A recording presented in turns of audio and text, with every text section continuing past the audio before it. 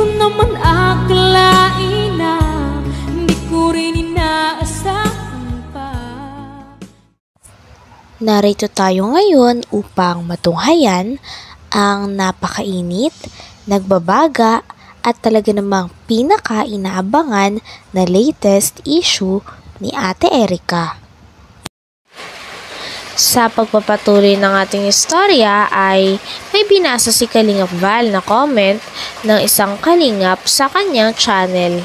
Nireplyan nito ang sinabi ni Lolo Miguel sa vlog na meron daw mga bisyo si Ate Erica. Sinabi ng netizen na ito na hindi ba daw kasalanan ni Lolo Miguel na nagkaroon ng bisyo si Ate Erica. Ito ay dahil ng mga panahon na yon ay nasa poder pa ni Lolo Miguel si Ate Erica. So ibig sabihin daw ay responsable pa rin daw si Lolo Miguel sa mga nangyari kay Ate Erica at kung bakit ito nagkaroon ng bisyo.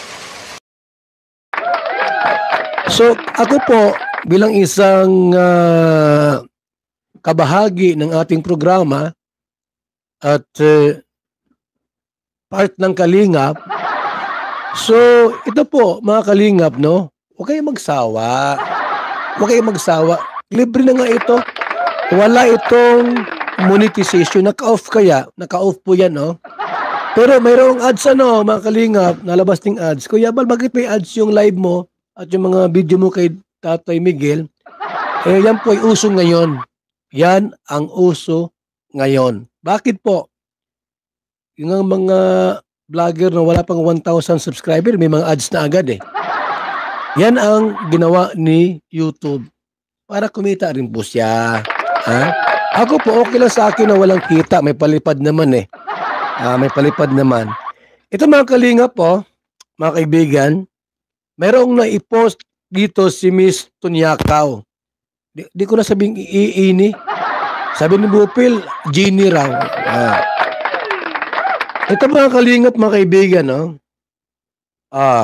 Sabi ni Miss Tunyakaw, sagutin ko pala yung sinabi mo na nagbisyo si Erica, Lolo Miguel. Ano?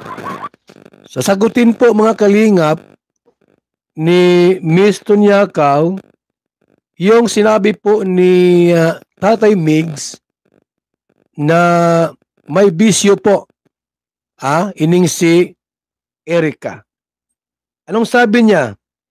Di ba nasa poder nyo siya? Ikaw ang may kasalanan.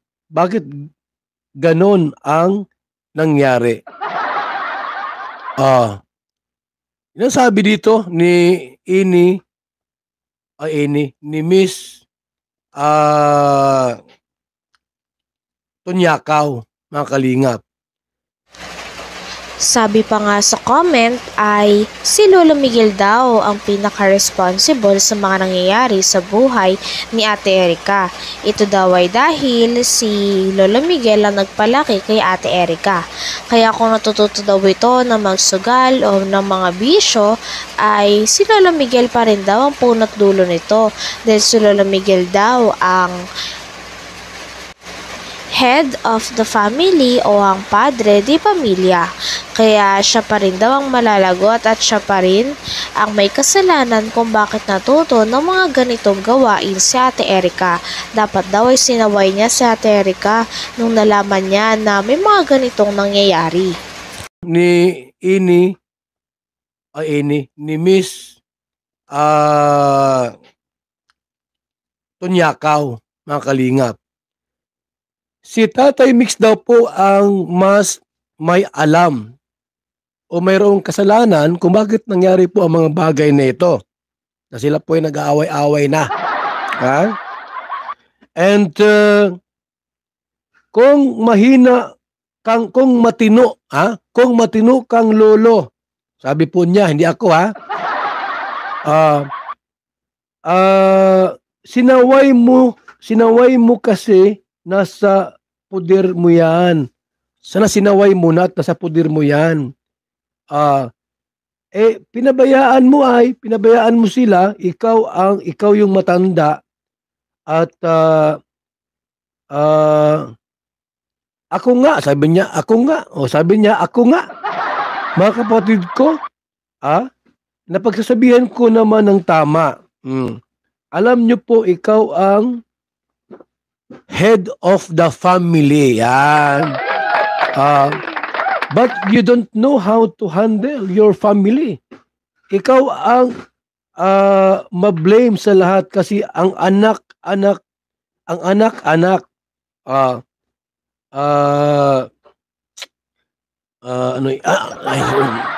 anong sabi mo? Ikaw ma-blame sa lahat kasi kasi nag-anak ka, nag-anak-anak ka ng marami. Di na kayang buhayin, nag-anak ka ng marami na hindi mo kayang buhayin, tapos magreklamo kang matanda ka. Yun lang. At magtrabaho ka. Magtrabaho ang mga anak mo. Sa malayo, ikaw ang punot dulo kung anong klaseng pamilya mayroon ka ngayon. You are the one who blame. Talagang dinidiin nga ng isang fan ang sisi kay Lola Miguel. Si Lola Miguel kasi ang nagpalaki kay Ate Erica at sa kanyang kapatid na si Ate Sheila May simula bata pa lang sila. Bata pa nga lang daw sila, hinahatid na sila ni Lola Miguel sa kanilang eskwelahan. Ito din ang papakain sa kanila, gumagastos sa kanilang mga gastusin at ito rin ang sumusuporta sa kanilang mga pangarap. Ngunit dahil nga sa hindi kaaya-ayang nangyari sa paglaki ni Ate Erica ay nagbago ang ugali nito at iniwan niya si Lola Miguel noong nagkaroon na sila ng pera ng kanyang kapatid. Ngunit sabi nga ng isang fan ay kasalanan pa rin daw lahat ito ni Lolo Miguel. Sa kaguluhang ito.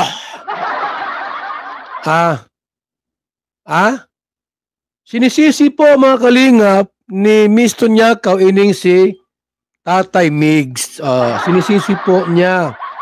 At kailangan mo ungkatin ang nakaraan nyo. Ikaw din ang sasama, mapasama. Ikaw rin mapasama. Kasi ikaw ang head of the family. Ngayon, sisingilin mo ang bata sa pagpapalaki sa kanya? Kasalanan ba nila? Hindi! Kasalanan mo yan.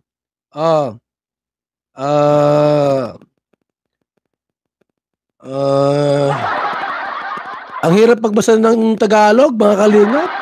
Sanay ako sa English ay. Ito po, mga kalingap, ang sabi po ni Miss Tonyakaw, lahat ng nangyari sa pamilya mo, Lolo Megs, ikaw ang mayroong kasalanan. Bakit daw po?